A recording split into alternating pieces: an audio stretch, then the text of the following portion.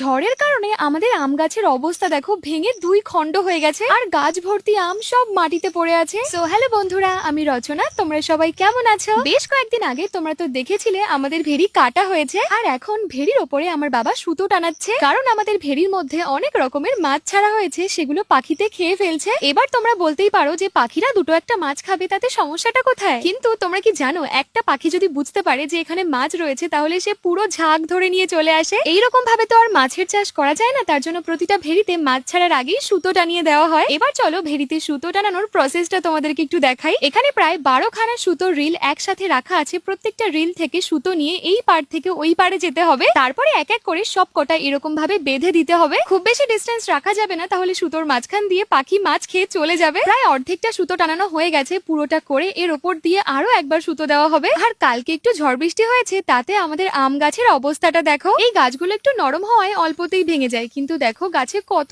আম ছিল।